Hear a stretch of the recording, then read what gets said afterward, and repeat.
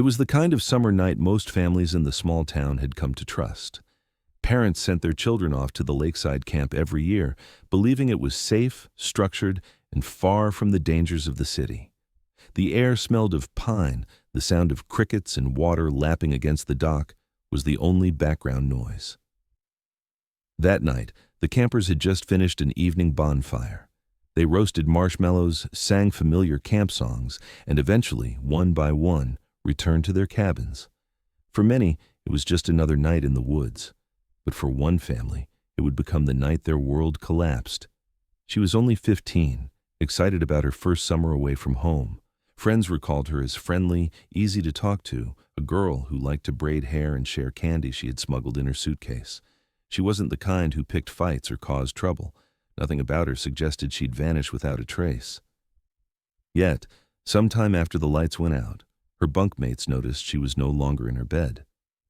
At first, they thought she had gone to the bathroom, a short walk down the trail. It wasn't unusual. Campers often slipped out quietly. But minutes turned into half an hour. Whispers spread through the cabin. Some thought she was pulling a prank. Others began to feel uneasy, sensing something wasn't right. When the counselor checked the cabin around midnight, the truth came out. Her bed was empty, her shoes were gone, her flashlight missing, but none of her other belongings had been touched. The counselor walked the trail toward the restrooms, expecting to find her. The silence of the woods pressed in, broken only by the sound of her own footsteps. The restroom was empty. That was the moment the unease shifted into dread. She was gone. The camp erupted into chaos. Other counselors were woken. Staff gathered at the director's cabin, and within minutes, flashlights lit the trails. They searched the lakefront, the boathouse, even under the canoes stacked at the dock. By 1 a.m., the decision was made to call local police. The sheriff's deputies arrived quickly, but in the rural county, resources were limited. They organized a preliminary sweep, walking arm in arm across the fields and into the tree line, their voices echoing as they shouted her name. Dogs were brought in by dawn, noses pressed against the ground, handlers straining against the leashes as the animals pulled toward the forest. For the first few hours, there was a fragile hope. Maybe she had wandered off, gotten turned around, and was waiting somewhere to be found. That hope began to fracture as the search stretched into daylight. Her parents were woken by the phone call no parent ever imagines. By the time they arrived at the camp, patrol cars lined the gravel road and yellow tape cordoned off sections of the woods. The mother's voice carried across the crowd, begging officers to tell her where her daughter was. The father stood stiff, gripping the car door, unable to move. Other campers, some still in pajamas, were gathered on the field, told to stay together. They watched silently, too young to understand what was unfolding, yet sensing the fear in the adults' faces. Investigators scoured the area closest to the cabins. They looked for footprints, for anything disturbed along the trail. But the ground was hard-packed dirt and pine needles, leaving almost no trace. The restroom yielded nothing. The girl's belongings in the cabin appeared untouched, a half-read paperback novel, a hairbrush, and a family photo tucked under her pillow. To the officers, it looked less like a runaway and more like someone who had been cut off abruptly in the middle of her night. By noon the following day, helicopters circled overhead, the thump of blades carrying over the treetops. Volunteer searchers arrived from neighboring towns, pushing through thick undergrowth, calling out until their voices cracked. The camp's lake was dragged by boats, grappling hooks scraping the bottom, but nothing surfaced. Each hour without answers weighed heavier. For every parent watching, the unspoken fear grew that if it could happen to her, it could happen to anyone. The sheriff held a press conference by the gate that evening. He promised every resource would be used, but his tone betrayed the pressure building behind his words.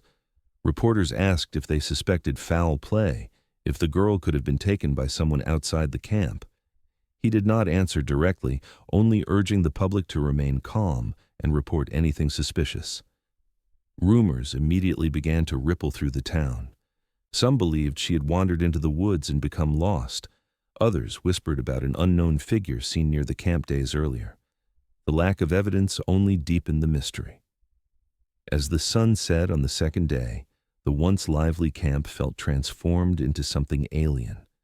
Parents who had driven out to collect their children stood with arms folded, waiting to sign them out. Counselors avoided eye contact, their faces pale and drawn. The missing girl's parents refused to leave. They walked the perimeter themselves, refusing to believe the search could end without answers. Every rustle in the trees made them turn. Every shout from the search team made their hearts jolt. But again and again, the woods gave them nothing. The first 24 hours are always described as critical in a disappearance. For her family, those hours had already passed, and with every minute that stretched into the night, the terrifying possibility took hold. Maybe she hadn't wandered off at all. Maybe she hadn't left the campgrounds under her own power. The panic was no longer a background hum, it was the new reality. And what no one realized, as exhausted searchers pushed into the forest again, was that the truth was much closer than anyone imagined. By the second morning, the camp no longer looked like a place of laughter and summer games. It had transformed into the staging ground of a crisis. Lines of patrol cars, trucks with trailers, and buses carrying volunteers filled the gravel road. The sound of barking dogs echoed across the lake as handlers prepared them for the search. Helicopters thumped overhead, their shadows skimming across the tree line. For those watching from the outside, it looked like an overwhelming response. But for the parents standing at the camp gate, clutching each other in silence, the scene offered no comfort. Their daughter was still gone. The search began methodically. Officers divided the grounds into grids, assigning each team a section. Dogs worked in pairs, noses pressed low, weaving through brush and fallen logs. Volunteers carried long sticks, poking at thickets, turning over piles of leaves, watching for any sign of fabric or movement. Searchers called her name over and over, their voices swallowed by the density of the forest. Each call that returned without an answer deepened the sense that the woods themselves were holding something back. Her parents remained at the gatehouse, refusing to leave. Her mother stood frozen, eyes fixed on the trail that led away from the cabins, as if willing her daughter to appear. Her father paced the gravel, jaw tight, stopping only when officers came to update them. But there was nothing to tell, no footprints, no discarded clothing, not even a broken branch that could confirm which way she had gone. It was as if the ground had refused to record her presence. Every officer knew the grim truth. When a search turns up nothing in the first 48 hours, the likelihood of recovery drops dramatically. By midday, the sheriff requested additional help from neighboring counties. More dogs arrived, each walked through the camp to catch her scent. They were given her pillowcase, her sweatshirt, even a hairbrush. For a moment, one of the dogs picked up a trail along the path leading toward the water. Hope surged. Searchers followed eagerly, pushing through undergrowth, their eyes scanning every patch of ground. But within minutes, the dog slowed, circled, and whined. The scent vanished at the edge of the lake, as if it had evaporated into thin air. The handler shook his head and the search shifted again to the woods.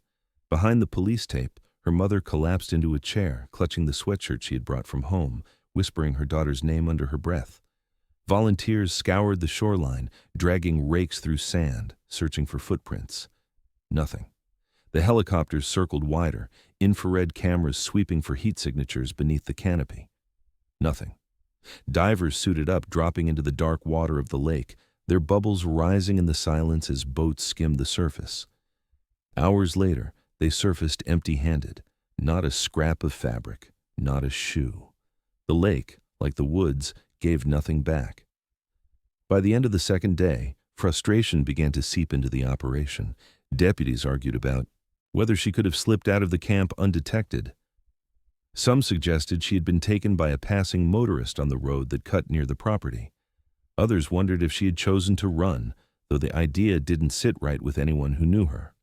She had no history of rebellion, no reason to vanish without warning. Still, the possibility gnawed at investigators, especially as the total lack of evidence left them with nothing else to hold on to. The other campers had been sent home by then. Parents pulled up in long lines of minivans, hugging their children tightly, glancing nervously at the cabins behind them. Counselors tried to reassure families, but their voices wavered with exhaustion. For the missing girl's parents, Each departing car was another reminder that their child had not returned. They remained rooted in place, refusing to leave the gate, unwilling to go home without her. Each passing hour widened the gulf between them and the lives of everyone else. Inside the command post, officers pinned maps to the walls, marking areas that had already been covered.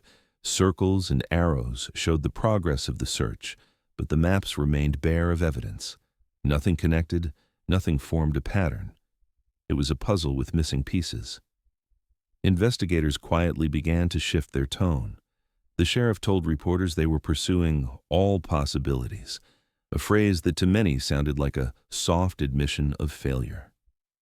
Parents across town watched the news, shaking their heads, whispering about predators, runaways, and the dangers of sending children away to the woods. That night, as the temperature dropped, the searchers returned one by one, flashlights bobbing back toward the cabins. Exhaustion had set in. The woods were too vast, the darkness too complete. Still, a core group pressed on, unwilling to let the night end in silence. They combed the trails closest to camp again, hoping to find something overlooked. But the ground was still barren, the trees still mute. By midnight, the last dogs had been loaded back into their vans and the helicopters had returned to base. The search was suspended until morning. For the family, those hours were unbearable. The mother refused to sleep, her body rigid in a folding chair by the command post. The father stared at the tree line, as if the act of watching could will his daughter back into view. When officers urged them to rest, they refused. Sleep was a luxury they no longer believed they could afford. By dawn, silence had replaced the chaos of the night before. The camp, once alive with laughter and voices, now carried an air of dread. Every search had failed, every theory seemed to collapse in on itself, and yet the unanswered questions only multiplied. If she had walked into the woods, why had no trace of her been found? If she had been taken, how could no one have seen or heard anything? If she had run away, where was she now? The possibilities hung in the air, unanswered, as the sun rose over a camp forever changed. And though the search would continue, the truth of what happened that night seemed to slip further away, like a shadow dissolving into the trees. As days passed with no answers, the disappearance stopped being just a search operation and began to feel like something darker. The town, once united in frantic urgency, began to fracture under the weight of speculation. Whispers spread in grocery aisles, in church pews, in the hushed corners of diners. Everyone had an opinion, and everyone believed theirs explained why a healthy 15-year-old could vanish from a camp surrounded by people and still leave no trace. Police interrogated the counselors repeatedly, reviewing their every move from that night. Most were young, college students working for the summer. They insisted they had followed the rules, performed head counts, and reported the moment they realized she was missing. But cracks began to show in their stories. One counselor said she saw a flashlight bobbing near the mess hall around midnight, though no one else could confirm it. Another swore she heard faint footsteps in the gravel outside her cabin, too heavy to be a child's. The sheriff wrote down each detail, but when teams retraced those accounts, the trails ended quickly. No footprints, no physical evidence, only fragments of memory blurred by fear and fatigue. Some parents of other campers turned their attention on the staff. Rumors spread that a counselor had been drinking that night, or that one had fallen asleep instead of watching the cabins. One name in particular began to circulate, a young man who had been fired from another camp years earlier, though details of that dismissal were vague. Investigators pressed him harder, but he denied any involvement, his alibi placing him with other staff when the girl vanished. Without proof, suspicion remained just that, a cloud with no form. Outside of the camp, new theories bloomed like wildfire. Days before the disappearance, residents had reported a stranger near the lake, a man with a beard and a heavy backpack, seen wandering between the pines. Some said he was a drifter. Others insisted he was a hunter who lived off the grid. Police searched the area but found no sign of him, not even a campsite. The idea of a prowler haunting the woods gained momentum, especially when a group of campers admitted they had seen someone watching them during an afternoon swim earlier that week. Their descriptions were vague, a shadow at the tree line, a figure moving quickly when spotted, but the thought lingered. Maybe she had crossed paths with him. Maybe he had been waiting. Theories shifted again when one search volunteer spoke to reporters about hidden trails that branched off deep in the forest. These trails, rarely used and absent from camp maps, connected to old hunting routes and abandoned cabins farther out. To many, it seemed plausible the girl had stumbled onto one of those paths and kept walking, unknowingly separating herself from the search grid. But if that were true, why hadn't the dogs tracked her there? Why hadn't a single shred of clothing or personal item turned up?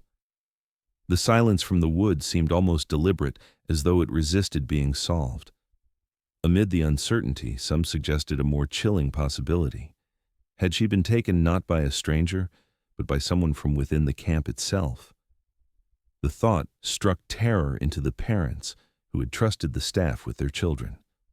The sheriff refused to dismiss the idea, quietly ordering background checks on every employee. Most came back clean. A few revealed minor infractions, petty theft, underage drinking, unpaid debts, but nothing that connected to a crime of this magnitude. Still, the idea lingered, poisoning every conversation. People began to look at familiar faces with suspicion, unsure who could be trusted. Not everyone believed foul play was to blame. A handful of investigators floated the theory of a runaway.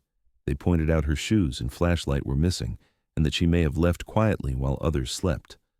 Some argued she could have staged her own disappearance, slipping away to start over somewhere new. But her family rejected the idea outright. She had left behind her clothes, her cherished books, even a photo of her younger brother she carried everywhere. Running away made no sense. Friends described her as homesick, not rebellious. To those who knew her best, the runaway theory felt like an excuse to cover for the lack of real answers. As the days turned into weeks, frustration built on both sides. Searchers grew weary, the media spun endless angles, and the family clung to hope that waned with every news cycle. Theories piled up like stones, none strong enough to hold weight. Each new tip was pursued, each rumor checked, and each time investigators returned with nothing. No fibers, no blood, no footprints. The case was not just unsolved, it was empty, as though she had been erased. In the quiet of their home, her parents replayed the details obsessively. The last phone call from camp, when she sounded tired but happy. The backpack she had packed so carefully, still waiting in her cabin, untouched. The way her bunkmates described her slipping away into the dark, never to be seen again. Theories swirled endlessly in their minds, each more painful than the last. Had she been cold, frightened, calling for them in the night, or had she never had the chance to cry out at all? The town, too, carried the weight. Some locked their doors earlier, others stopped letting children wander far from sight. The lake, once a symbol of summer fun, became a place people avoided, whispering about what might still lie beneath its surface. The campgrounds, though technically open, no longer drew families. Fear had tainted everything. And yet, through all the noise, one truth remained unshakable. A girl had disappeared in the middle of a crowded camp, and in her absence, the community had turned on itself, desperate for explanations. What they didn't realize was that the most disturbing clues had not yet been uncovered. For the family, the weeks after the disappearance became a blur of sleepless nights and endless waiting. Their home, once filled with ordinary noise, laughter, the shuffle of homework papers, the clatter of dinner dishes, was reduced to silence. Every sound outside drew them to the window, hoping for headlights that might belong to police bringing news. None came. Instead, reporters began showing up on the front lawn, their cameras pointed at the door. Neighbors drove past more slowly, sometimes offering a sympathetic wave, other times whispering among themselves. The family was no longer simply grieving. They were living inside a fishbowl, with the whole town watching. The mother couldn't sit still. She kept her daughter's room untouched, laying out the bedspread every morning, folding the pajamas she had last worn.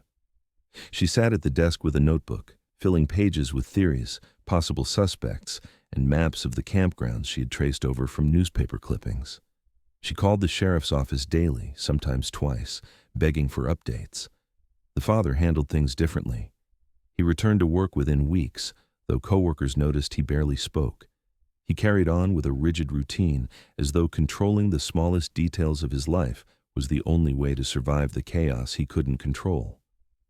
Leads did come in, but they led nowhere. Anonymous letters arrived in the mailbox, some claiming the girl had been seen at a bus station 3 counties over, others demanding money in exchange for her return. Investigators tracked each one, only to find dead ends, handwriting that didn't match, phone numbers that belonged to prepaid burners, return addresses that led to vacant lots. Psychics began reaching out, offering visions of the girl trapped in basements, wandering through forests, or even buried under bridges. The mother listened to every one of them, clinging to any shred of hope, while detectives quietly dismissed these tips as distractions. Forensics yielded nothing. Every scrap of fabric from the cabin was tested, every surface swabbed. The girl's belongings showed only her DNA. No strange fingerprints, no blood, no fibers that could point to an outsider. Even the scent trails had gone cold, the dog circling aimlessly when returned to the woods weeks later. Officers reluctantly conducted polygraphs on the staff, hoping someone might slip under pressure. Each counselor passed, even the one most suspected, the young man with the vague employment history, showed no signs of deception. The results were frustratingly clean, leaving the case without traction. The family's relationship with the town grew strained. Some neighbors rallied around them, delivering meals and standing beside them at vigils. Others began to distance themselves, whispering theories of their own. A few suggested the girl had run away because of something at home. Others speculated the parents knew more than they were saying. Though the police never accused them of wrongdoing, the mere possibility lingered in the air, creating an invisible wall between the family and the community they had once trusted. Months dragged into seasons. The posters that once covered lampposts and gas station windows began to fade, their colors washed out by sun and rain. The news crews left, chasing newer stories. What remained was the mother, clutching her binder of notes, refusing to let go. She drove to other towns chasing rumors, knocking on doors of people who claimed to have seen a girl who looked like her daughter. Each time she returned with nothing but exhaustion. The father urged her to stop, to accept that they had done everything they could. But she couldn't. She told him that if their daughter was still out there, waiting, then giving up would mean abandoning her. The investigators faced pressure too. The sheriff's office logged hundreds of tips, each one checked, each one collapsing under scrutiny. State police briefly assisted, reviewing files and offering advanced testing, but nothing new emerged. The case file grew thicker, stuffed with reports and interviews, but it contained no answers. Behind closed doors, detectives began referring to the case as unsolvable. Officially, it was still active. In reality, it had slipped into the slow decay of a cold case. Every anniversary brought fresh pain. On the 1st, the family gathered at the edge of the lake, surrounded by candles, standing beside others who still cared. By the 2nd, the crowd had thinned. By the 3rd, only the closest friends remained. For the mother, each year felt like another betrayal, as if the world was moving on while her daughter's story was being buried beneath indifference. She kept the search alive through sheer force of will, contacting private investigators, joining missing persons groups online, even learning how to file freedom of information requests to access police documents. But no matter how much she uncovered, the truth never surfaced. The silence of the case became heavier than the noise of its beginning. Every road the family traveled, every theory, every vision, every supposed lead, ended at the same point: nowhere. Yet the mother refused to accept the word cold. For her, the case was alive, because her daughter's memory was alive.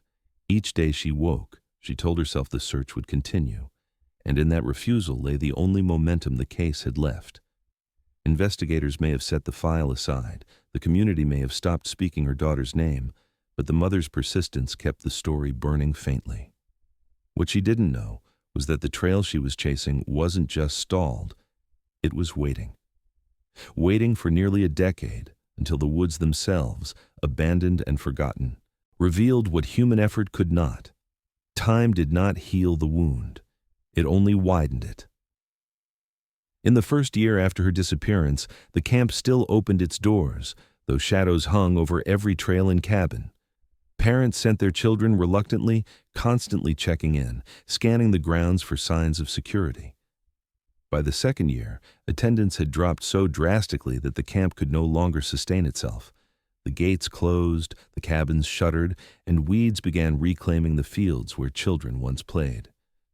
What had been a place of summer joy now stood as a memorial to loss, its silence unnerving to anyone who passed. On each anniversary of the disappearance, a small crowd gathered outside those locked gates. The vigils were simple: candles, prayers, and brief speeches about hope. The first vigil drew hundreds, a town desperate to show support. By the fifth year, only a few dozen came. By the ninth, it was reduced to the girl's immediate family and a handful of loyal friends. What had once united the town now lingered like an uncomfortable reminder of something no one wanted to confront. Locals whispered that the camp was cursed, that the woods carried a darkness that swallowed innocence whole. Parents warned their children never to go near it. Teenagers dared each other to sneak in, though most were too afraid. Inside the family's home, the absence became a second resident. The father tried to move forward, returning to work, attempting to restore a semblance of normalcy. But his silence grew heavier with each passing year. He stopped mentioning his daughter by name, stopped engaging with the constant flood of theories his wife brought home. His way of surviving was forgetting, or at least pretending to. Their younger son grew up in that silence, watching a sister's face stare back from photographs, hearing her name only during anniversaries or interviews. The family's conversations became strained, dominated by grief that never left the room. The mother chose the opposite path. She refused to stop searching. She filled a binder with every newspaper clipping, every map, every handwritten note she could gather. Over the years, that binder grew into a library, multiple volumes stacked high, crammed with highlighted sections, marked timelines, and phone numbers of strangers who once claimed to know something. She reached out to retired detectives, cold case units, and missing persons groups online. She pinned maps to the walls, connecting locations with strings, revisiting the forest herself whenever she could bear to. While others settled into quiet acceptance, she carried the weight of refusal. To her, giving up was a betrayal. The community shifted too. Some still believed the girl had been taken by a stranger lurking near the camp. Others leaned toward the runaway theory, though her belongings and family ties argued against it. A darker subset whispered that the family must have known more than they admitted, though no evidence supported it. Over time, those whispers hardened into a narrative. The case was unsolvable, and the truth would never be known. In a small town desperate to move forward, that explanation was easier to live with than endless uncertainty. The camp itself became part of the legend. Its wooden cabins weathered, windows broke, and vines crept through cracks in the floorboards. People who wandered too close claimed to hear strange noises at night, footsteps in the leaves, the faint echo of a child's laughter. To skeptics, it was just imagination stirred by tragedy. To others, it was proof the land had absorbed what happened and refused to let go. Over time, the site transformed from a place of recreation into a place people avoided, its silence heavier than any words. The years ground slowly on. The case remained technically open, but the file gathered dust. Detectives transferred, retired, or were reassigned. Each new investigator skimmed the reports, sighed at the lack of evidence, and quietly acknowledged what their predecessors already knew. There was nothing left to chase. Without fresh leads, without physical proof, it had become the kind of mystery destined to fade into the archives. But for the mother, time was irrelevant. She clipped articles from every missing person story she read, drawing comparisons, circling similarities. She built timelines not only of her daughter's disappearance, but of every disappearance within 50 miles in the last 20 years. She believed there had to be a pattern, something no one else had pieced together. When no answers came, she turned her frustration toward the authorities, accusing them of abandoning her family. Her grief, once shared with the town, had become her solitary battle. Her persistence came at a cost. The marriage grew fragile, frayed by arguments over when to let go, when to stop living in the shadow of the past. Family gatherings became tense, with relatives urging her to accept reality, to stop tearing herself apart. But she refused. The binder never left her side. It traveled with her in the car, sat on the dining room table, and remained on her nightstand at all hours. For her, it was more than paper. It was proof that her daughter's life had not been erased. In those lost years, hope flickered like a weak flame. Each time it seemed about to extinguish, the mother fueled it with determination. She told herself that cases had been solved decades later, that people had returned after being presumed gone forever. And though the evidence was non-existent, she carried that belief like a shield against despair. What she didn't know was that the answers she sought had not been carried away by time or hidden by distance. They were sitting, undisturbed, in the very place where the nightmare had begun. The camp, with its crumbling cabins and overgrown trails, held a secret that had escaped every search, every theory, every desperate attempt at closure. It would take nearly a decade and a chance discovery for that secret to finally surface. 9 years after the girl's disappearance, the campgrounds were no longer a place of life and laughter. Nature had reclaimed the land. The gravel paths were buried under weeds, roofs sagged with rot, and shattered glass crunched underfoot where windows had long since given way. The forest pressed in closer now, swallowing the cabins that once rang with children's voices. Few people dared to wander there, but on a cool autumn afternoon, a group of hikers decided to cut through the abandoned property, curious about the place that had become the center of so many local legends. They moved quietly, their footsteps echoing in the hollow stillness. The cabins stood like empty shells, some collapsed entirely, others stripped of furniture by scavengers or time. But one structure stood apart. Its door was not simply broken or hanging loose like the others, it was nailed shut from the inside. Boards crossed the frame, weathered and gray, but still firmly in place. The hikers paused, exchanging uneasy glances. Something about it felt different. This was not the work of neglect. Someone, at some point, had wanted to keep that door closed. Curiosity overcame hesitation. They circled the cabin, testing the windows. Most were too rotted to hold, but one still had enough frame intact to force open. With effort, one of them pried it loose, the wood snapping after years of strain. Dust and stale air poured out, carrying with it the heavy scent of abandonment. They hesitated again before climbing inside, unsure of what they might find. The room looked like a time capsule. Rusted bunk beds lined the walls, their mattresses torn open, springs jutting out like bones. Graffiti was scrawled in marker and chalk across the wooden planks. Names, dates, crude drawings layered over one another. The floor was littered with wrappers, yellowed paper, and fragments of broken glass. But it was what lay beneath one of the bunks that stopped them cold. Covered in dust, flattened by years of neglect, sat a backpack. The hikers froze. It was small, the kind a teenager might carry, faded but intact. One reached down and lifted it gingerly, brushing away layers of dirt. The stitching on the back caught the light. It was a name. The missing girl's name. The same name that had hung on posters and flyers nearly a decade earlier. The hikers stared at one another, hearts racing, realizing they were holding the first tangible piece of the mystery in years. They carried the backpack outside, their voices low, their hands trembling. None of them dared open it. They knew what it meant, and they knew who needed to see it. Within the hour, a call had been placed to the sheriff's office. Soon, patrol cars rolled down the overgrown road for the first time in years. The area was sealed off, the cabin surrounded by yellow tape. Detectives who had once worked the case returned, older now, carrying the weight of nearly a decade of unanswered questions. The backpack was carefully bagged and taken away for examination.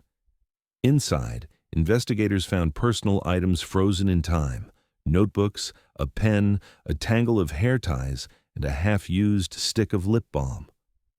Nothing appeared disturbed, nothing added or removed since the summer she vanished. To those who had searched tirelessly all those years before, the discovery was both a breakthrough and a heartbreak. The belongings confirmed she had been here, in this place, all along. Forensics teams entered the cabin, documenting every inch. They cataloged the graffiti, the wrappers, the dust patterns on the floorboards. Ultraviolet lights swept over the walls, searching for hidden traces. Fingerprint powder coated the wood, though most prints had long since degraded. Even so, the sense was immediate. This was no ordinary abandoned cabin. Someone had been here after the camp closed. Someone had sealed it deliberately. News of the discovery spread quickly, rippling through the town like a shockwave. Neighbors who had long since stopped speaking her name now whispered it again. Reporters returned, their cameras once more pointed at the grieving family's home. For the parents, the phone call from the sheriff reopened every wound. The mother gripped the receiver, silent, her body trembling. The father clenched his jaw, staring into the distance, unable to process what the discovery might mean. For nearly a decade, they had lived in a haze of not knowing. Now, for the first time, something real had surfaced. Speculation reignited overnight. If her backpack was here, had she been trapped inside? Had she been alive in this cabin while search teams combed the woods outside? Had someone used the abandoned building to hide her? Each theory carried its own horror. The one certainty was that the case, once stagnant, was alive again. As forensic trucks pulled away from the cabin late that evening, the investigators knew this was no longer just about a missing girl. This was about uncovering what had happened inside that boarded-up room, why her belongings had been hidden there, and who had ensured that no one found them for nearly a decade. The woods had remained silent for years, but now, finally, they had begun to speak. And what they revealed would shake the town to its core. The discovery of the backpack alone was enough to reignite the case, but when investigators pressed deeper into the abandoned cabin, what they uncovered changed everything. From the outside, the structure had looked no different than the others, weathered wood, broken shingles, vines crawling up the corners. But inside, behind the rusted bunks and faded graffiti, subtle details began to stand out. The door had not merely decayed shut with time, it had been deliberately reinforced. Heavy boards had been nailed across it from the inside, arranged in a pattern too careful to be coincidence. Whoever sealed that cabin had done so with purpose. Forensics photographed every inch before peeling the boards away. Each nail was cataloged, each splinter saved. The theory formed quickly. Someone had used the cabin not as shelter, but as a cell. To prove it, investigators widened their search. They crouched near the floorboards, ran their hands along the baseboards, and swept ultraviolet light across the planks. That was when they found it. Scratches. Dozens of them carved into the wood from the inside. Some were shallow, others deep, jagged, frantic.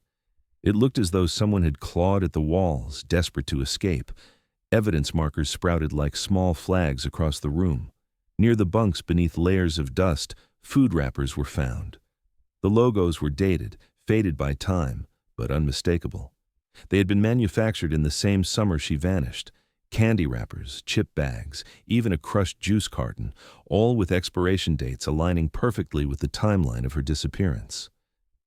To the investigators, the implications were chilling. She hadn't just left her backpack behind. She had lived in this cabin after the world believed she was gone. DNA swabs were taken from the walls, the wrappers, and even the scratched wood. Weeks later, the results confirmed what the family had feared, and investigators had barely dared to imagine. The missing girl's DNA was there. It proved beyond doubt that she had been alive inside that cabin, locked away, while search teams combed the forest just yards away. The revelation sent shockwaves through the entire community. People had gathered by the hundreds, calling her name, dragging the lake, shining flashlights into every corner of the woods. And yet she had been trapped in a boarded-up building at the very heart of it all. The press seized on the discovery, branding it one of the most haunting oversights in recent memory. Reporters grilled law enforcement about how such a possibility had been missed. Retired searchers spoke to the media, insisting they had checked every cabin during the initial sweeps. Some remembered rattling doorknobs, others admitted they hadn't forced open every building. In hindsight, they realized that one cabin, sealed shut from the inside, had been dismissed as simply collapsed or abandoned. It was a mistake that would haunt them for the rest of their lives. For the parents, the revelation was unbearable. For years they had clung to the question of whether their daughter was alive. Now they were forced to confront the fact that she had been, trapped within reach of rescue, left undiscovered until it was too late. The mother replayed the vigils in her mind, the candles lit outside the camp gates, the hundreds of voices shouting her daughter's name into the woods, and all the while, just a short distance away, her daughter may have heard those voices, scratching at the walls, waiting for someone to open the door. The town turned inward, consumed by guilt and anger. Neighbors who had once offered sympathy now questioned every detail. How could an entire community fail so completely? Who had boarded that cabin from the inside, and why? Some theorized she had been lured there by someone she trusted, someone who then sealed the door. Others whispered about a stranger, perhaps the drifter seen by the lake, who had used the cabin as a hideout. But no matter the theory, the central truth was devastating. She had been hidden in plain sight. Detectives pressed on, searching for overlooked clues. They scraped beneath the floorboards, pulled down wall panels, and checked for signs of prolonged habitation. The evidence grew.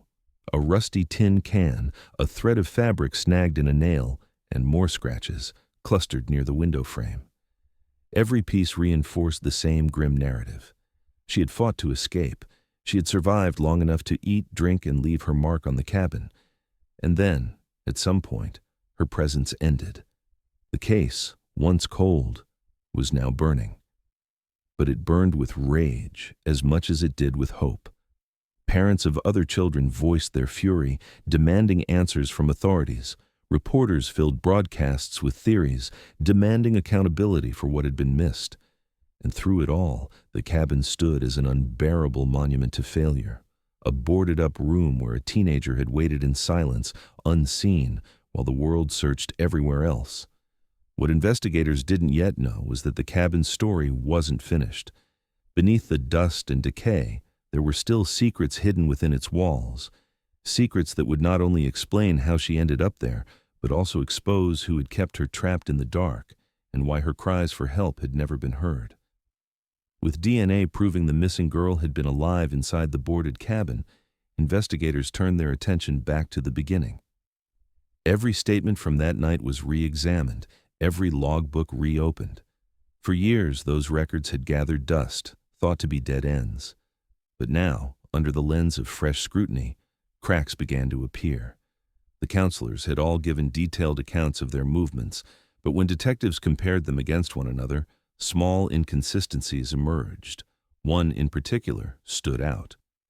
A male counselor, barely in his 20s at the time, had claimed he was in his own cabin conducting a head count during the critical window when she vanished. Yet, when cross-referenced with other logs, his timing didn't match. Another counselor recalled seeing him near the mess hall around midnight, which contradicted his written statement. The discrepancy seemed minor, the kind that could be explained by fatigue or stress. But in a case defined by silence, even small breaks mattered. Digging deeper, investigators uncovered that his employment records were incomplete. When they pushed harder, they found his background check from nearly a decade earlier had been sloppy, leaving out a history that had been buried under a different last name. Years before, he had been arrested for violence in another state, an assault charge dismissed under circumstances that raised eyebrows. His name had been legally changed afterward, obscuring the connection.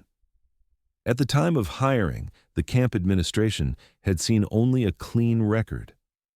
Detectives began piecing together the possibility that had haunted the family from the start. Someone inside the camp might have been responsible. The new information cast a long shadow over this particular counselor. Witnesses remembered he had been unusually eager to help with the initial search, leading groups into the woods, volunteering for long hours. At first, that had been viewed as dedication. Now, investigators wondered if it had been a way to misdirect attention. The theory grew darker when they returned to the cabin itself. Analysis of the boards nailed across the door revealed fresh tool marks from that same summer, wood fibers embedded with traces of his DNA. A hammer handle found in the camp's shed still carried fingerprints matching his. Piece by piece, the evidence suggested he had been the one to seal that cabin. Reconstructing the timeline, detectives believed he had lured her away under the guise of a counselor's authority, perhaps asking her to help with something or promising to show her something secret. Trusting him, she followed. Once inside the cabin, he locked the door and reinforced it. The frantic search outside would have made escape impossible, the noise of dogs and voices drowning out any cries for help. Trapped, she survived on food taken from supplies, leaving behind the wrappers that investigators would find years later. The scratches on the walls told the rest of the story. They spoke of desperation, of attempts to claw her way out as hope dimmed. Forensic experts confirmed the marks had been made by human nails, the grooves aligning with frantic movement. She had fought for her life inside that cabin, unseen, unheard. When confronted with these findings, the former counselor had long since left the town. He lived under yet another variation of his name, in a different state, his past trailing behind him like an unspoken curse. Detectives tracked him down, presenting the evidence piece by piece. He denied involvement, insisting the DNA must have been transferred by accident, the tool marks a coincidence, the inconsistencies in his statement nothing more than fatigue. But the more he spoke, the less convincing his words became. For the family, the revelation was shattering. For years they had wondered whether a stranger had taken their daughter or whether she had wandered into the woods. Now they were forced to face the reality that the danger had been closer than anyone imagined. An employee entrusted to protect children had instead become the architect of their worst nightmare. The mother replayed the search in her head, remembering how she had seen him carrying flashlights, speaking with officers, even offering her reassurances. To know he had been part of it all, hiding the truth while standing at her side, deepened the wound beyond measure. The town recoiled at the news. Residents who had once defended the camp's reputation now felt complicit in ignoring the warning signs. Parents who had sent their children there whispered about how easily it could have been theirs. The sheriff, visibly shaken during a press conference, admitted that opportunities to uncover this truth had been missed. The camp, already shuttered and decaying, became synonymous not just with loss, but with betrayal. And yet, questions lingered. If she had been alive for days, maybe even weeks, how had she died? Forensic testing could not determine an exact cause. The cabin revealed no clear sign of fatal injury, no weapon, no trace of poisoning. Some investigators believed she had succumbed to starvation or dehydration, isolated and terrified. Others suggested the counselor may have silenced her when the search drew too close. Whatever the truth, her final moments were alone, cut off from the world that searched desperately just beyond the walls. The case that had once stood still was now barreling forward with a single terrifying trajectory. The man who had once blended in as just another summer worker was exposed as the likely captor, his past violence finally dragged into the light. And though he still denied everything, the evidence was mounting, piece by piece, toward an undeniable conclusion. But the story was not yet complete. Because hidden in the cabin, beneath its floorboards, investigators were about to find something that would silence all doubt. Something written in her own hand, a final message left behind that would confirm beyond question what she endured in her last days. Investigators returned to the cabin again and again, unwilling to accept that the backpack and the scratched walls were the only pieces of the story left behind. They pried up warped planks, examined the joints of the bunks, and sifted through layers of dust that had settled over nearly a decade. It was during one of these sweeps, when a floorboard creaked differently under pressure, that they made a final devastating discovery. The board was loosened carefully, lifted inch by inch, until a narrow cavity was revealed beneath. Inside, wrapped in what had once been a shirt but had long since stiffened with age, was a folded scrap of paper. It was fragile, the ink faded, but still legible. On it was the unmistakable handwriting of the missing girl. Her loops and curves were identical to those seen in schoolwork saved by her family, verified quickly by handwriting experts. The note was short, rushed, written with a trembling hand. She wrote that she was trapped in the cabin, that she could hear people outside searching, but that no one could hear her calling. She told her mother she was trying to stay strong, that she believed someone would come. The last line was cut off mid-sentence, as though interrupted, leaving the words unfinished. For those who read it, it was impossible not to imagine the moment she pressed the pencil into the paper, clinging to hope even as the hours stretched into days. The note erased the last traces of doubt. It proved beyond question that she had been alive in that cabin during the frantic search, hidden within earshot of her name being shouted across the woods. It proved she had left behind a voice, one that spoke not through rumor or speculation, but directly, painfully, in her own words. For her parents, it was the cruelest form of closure, confirmation of the nightmare they had long feared but had never been able to prove. The counselor who had fallen under suspicion could no longer explain away the evidence. His DNA on the boards, the mismatched log entries, his hidden past of violence, all of it now tied directly to her written words. The note left no space for coincidence, no room for misinterpretation. It was the girl herself, pointing back at the cabin, pointing back at the man who had locked her inside. The case was presented to a grand jury, and the weight of the evidence pushed it forward. Though nearly a decade had passed, the timeline was reconstructed with chilling clarity. He had lured her with trust, sealed the door, and walked freely among searchers while she fought to escape just feet away. In the end, she died not in some faraway place, but at the very center of the search, unheard behind boards nailed too tightly to break. For the community, the note became a symbol of collective failure. Parents replayed the memories of that summer, of standing by the gates with flashlights in hand, unaware that she was so close. Former searchers carried a new weight, realizing that their footsteps may have passed only yards from where she was waiting. The guilt was unbearable, and the whispers about the cursed camp took on new force. No one would ever view those woods the same way again. For her family, the discovery marked both an ending and a wound that could never fully heal. The mother read the note countless times, tracing her daughter's handwriting with her fingertips, hearing her voice in every line. It was proof she had not given up, that she had believed rescue was coming. But it was also proof that no rescue ever came. The father, though less vocal, carried the same torment, replaying every decision, every moment they had trusted the camp to keep her safe. When the trial came, the details were laid bare in the courtroom. Jurors heard about the boarded door, the food wrappers, the scratches, and finally, the note. The accused sat silently as the girl's words were read aloud, his expression flat. The family listened through tears, their daughter's voice echoing across nearly a decade to demand the truth. It was her testimony, left behind in pencil on fragile paper, that sealed the verdict. The campgrounds were eventually demolished, the cabins torn down, the land reclaimed by nature. But even as the buildings fell, the story lingered. Locals avoided the area, unwilling to forget what it represented. For those who had lived through it, the memory was permanent. A girl who disappeared from a summer camp, searched for by hundreds, yet never found until the woods themselves finally gave up their secret. The note was preserved, sealed in evidence, but a copy remained with her mother.